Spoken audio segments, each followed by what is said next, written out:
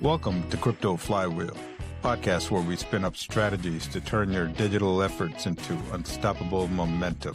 Now, let's get the flywheel turning. How you doing, Professor X? I'm doing well. Digital X, how's everything going? Going well. It's been a beautiful day. We were off a couple of days, right? Yeah, we've been off for a couple of days, just catching up on some stuff, and that's about it. What about you?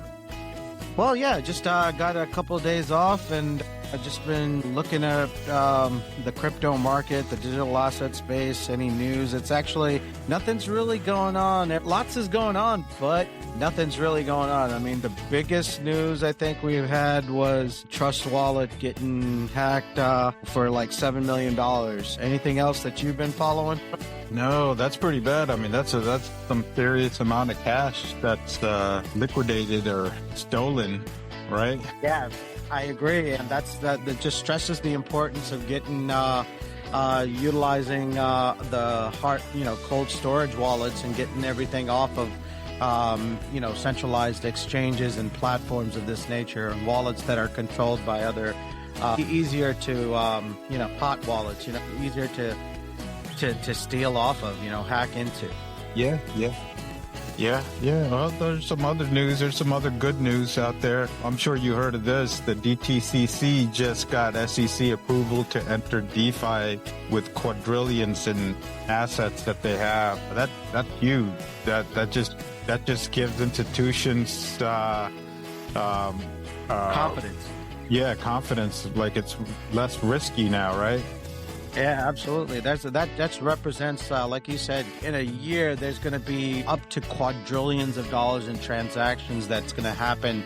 That primarily is going to happen through the ISO 222 ecosystem, right? So that represents XRPL, right? And XRP among the other coins that are going to be involved in the space, right? Yeah, you're right. That's huge.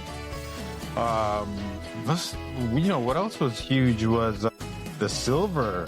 The silver run is crazy. I think the banks are pretty much in trouble here, especially Bank of America and Chase. Yeah. So I mean, this is I don't think that our listeners or even just investors in general understand the significance of this shortage of the silver in the precious metals market, right? So, I mean, COMEX is saying that it's at 78 or what is it, 80 something dollars, $82 somewhere. But you and I both know that on the physical markets, the real hard silver you can't even get, even if you wanted to. You know what? You're absolutely right. It's just not silver. I was checking to see if you were able to buy copper. All copper is sold out. You cannot buy it. I checked every bullion companies out there, and they're all gone. I'm talking about the coins to the bars, the 1 ounce to 5 ounce to 10 ounce. They're all gone. I mean, you'd have to request a notification, submit a request when they get more supply in, they'll notify you.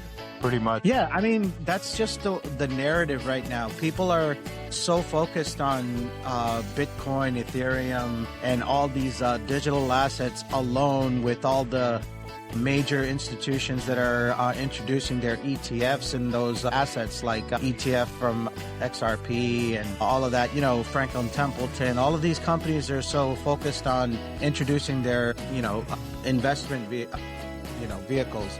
However, this is the age-old, commodity, right? Like currency, gold and silver. Yeah. And Yeah, you're right. The thing is, instead of getting paper, gold, silver, or copper, platinum, palladium, the physical product is always better because they could always manipulate that paper price. Absolutely. But, the other half of it, Digital X, is that there's a shortage of it, right? There's been, for so long, it's been being arbitraged, and,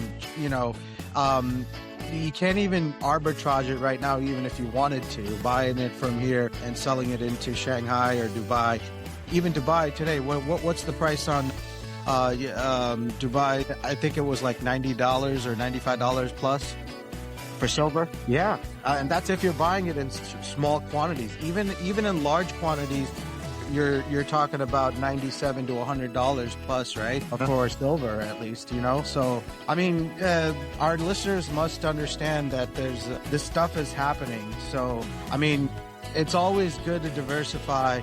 And I mean, yes, we're talking digital assets. However, getting the physical silver as much as you can, physical gold, but also all the other ones, like you said, copper. Copper's, you know, short. I mean, there's no supply, right? So like that, palladium, platinum, all these, you know, precious metals and commodities that we can, you know, you can get your hands on if you could physically, not paper, do so.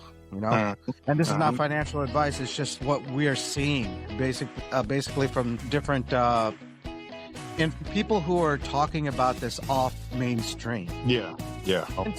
Shifting into the another side, but what I've seen a lot lately on Instagram and X and LinkedIn are the underlying signals of I don't know if it's hype or anything, the XRP and its affiliated number price that is going on everywhere, with 589 being the number. What are your thoughts on that? Well, that's crazy. I'm glad you brought that up, because that 589 been circulating since 2019, 2018, when the Simpsons.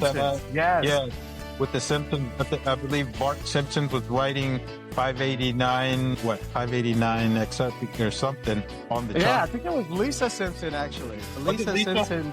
What's that? I could be wrong. You may be right. One of them were writing it on the chalkboard, and then 589 was resembled, or it's always been associated to XRP. So one day XRP price will be 589. Yeah, I don't think it's a forecast there, Digital X. I think it's more of a milestone, because it's given. It's even in, I think it was in Rockefeller Center or Times Square. I think the Christmas tree, I think there was in Times Square, I think it was 589 bulbs were lit up. I think that's some significance to it, right? Yeah. It's actually at Times Square, the bulbs that light up the New Year date, 2026. 2026 had a total of 589 bulbs. Yeah, and another one was the recent XRPL software upgrade. I think that was Cobalt was the name of the upgrade, I think, right? The previous code was called Cobalt. Significantly, ironically, atomic weight of Cobalt is 58.9. So, wow, I didn't know that. That's something new I learned. There's a lot of things that are going on with that number, you know. Well, there's another thing that's going on with that number, but it's not 589, but it's in reference to XRP ETFs. Since their entrance into the ETF market, in the stock market, they've had nothing but inflows into their ETFs. Like today, they closed over 50 million. Again, and it's been consistent, not 50 million, but it's been above 15 to 20 million every day in inflows of XRPs being pulled from the market.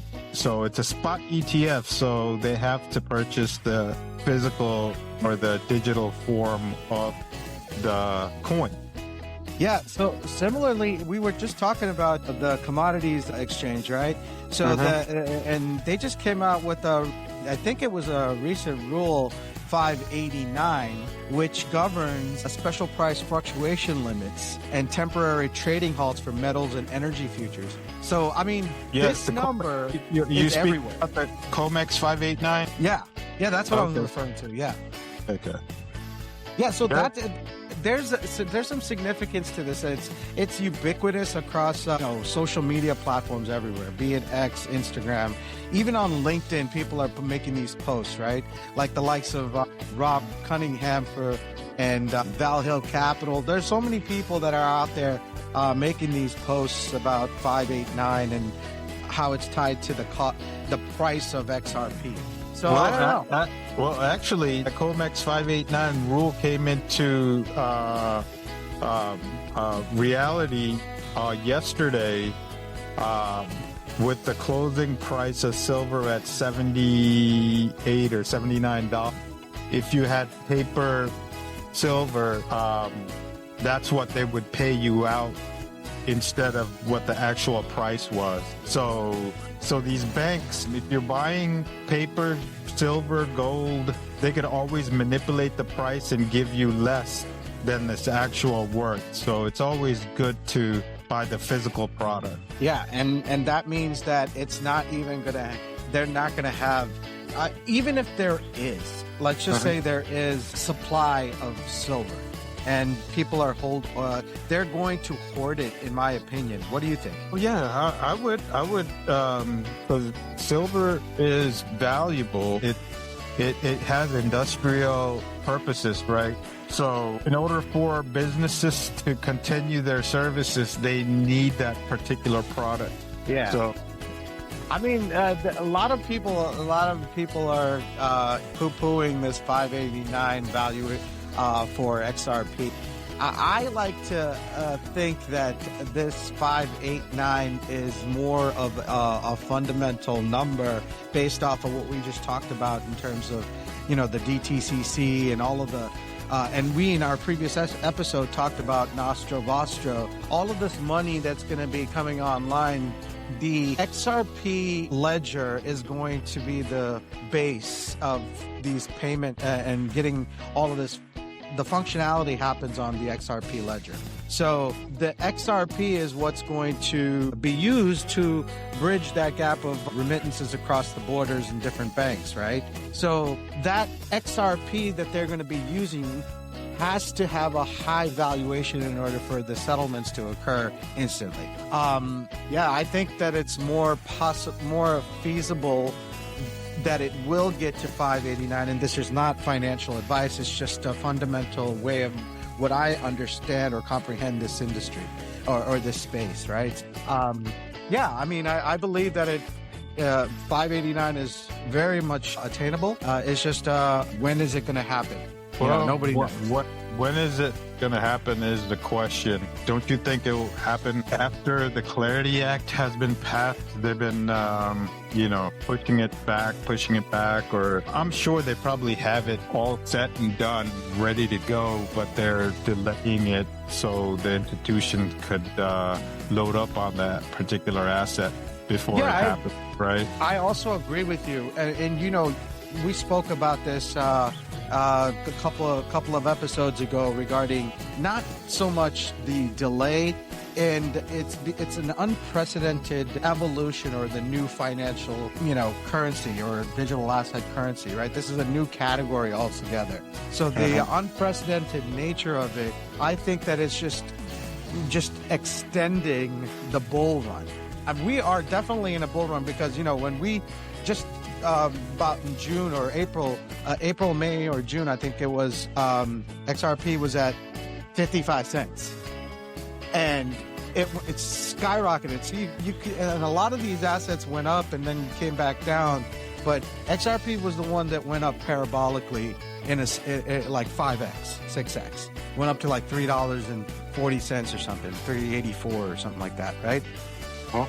And then bounced off of that ceiling and came all the way back down to 180, and then now it's kind of like sideways there at 180, between 180 and $2. So it's still at a 4x from 3 to 4x from mid 2025. Oh yeah. So we can easily say that this is still a bull run. Yeah, those that have gotten in early are pretty much up right now. They're not stressing. That's the importance of getting into the market when things are down and people don't speak much about it, that's when you really want to get into the market, not after the hype has started, right? Exactly. And you don't ever want to be priced out. And let me stress again, Digital X, that this is not financial advice. However, understanding or comprehending this space, you'll know that we'll still wait early. We can't say where it's going to go or what the dollar value is going to be because, nobody knows. But we definitely comprehend that this is just the beginning. And you don't want to be priced out.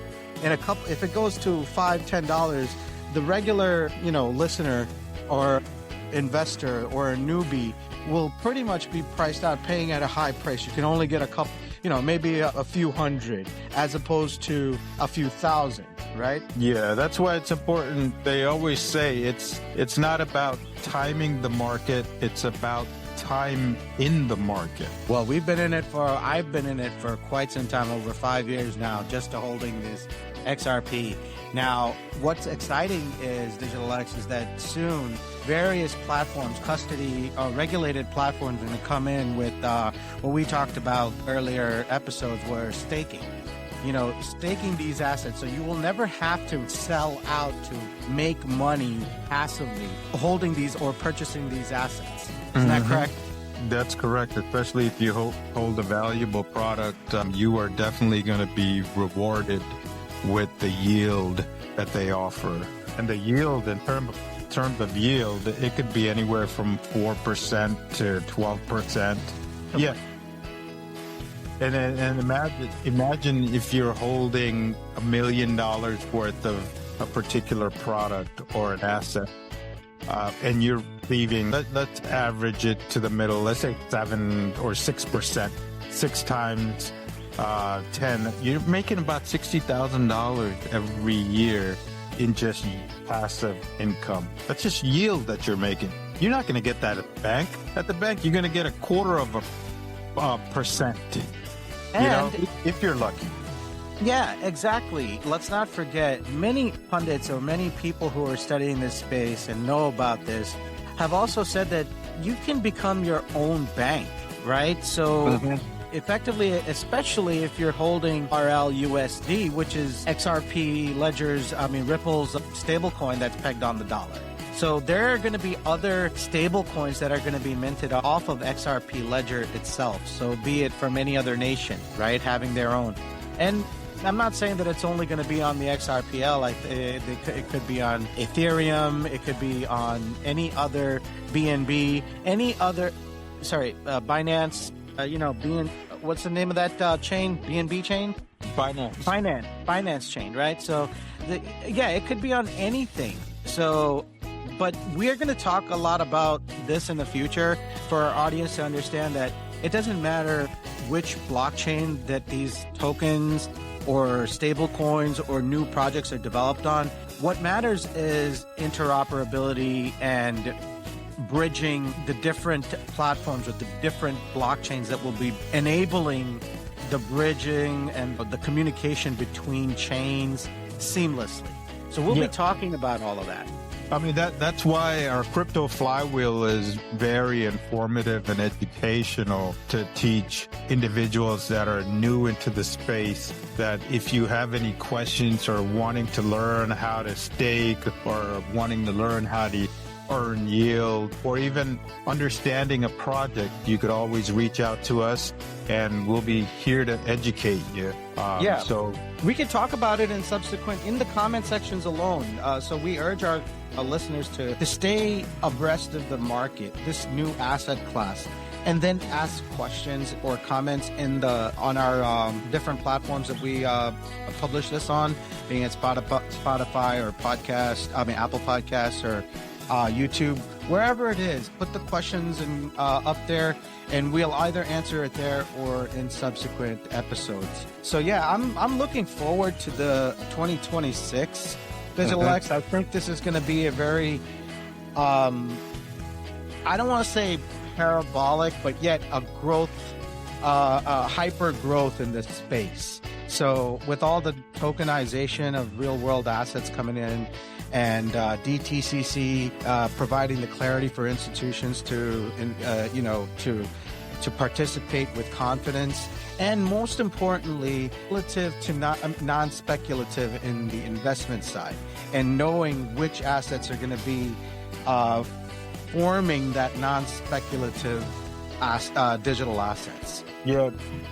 Just the fact that the SEC, the CFTC, the OCC, and the DTCCs are all in agreement to the new asset class just reassures me that 2026 is going to be a beautiful year moving forward. From 20, you're going to see a little dip in the market after a pump and all, but that's going to be normal.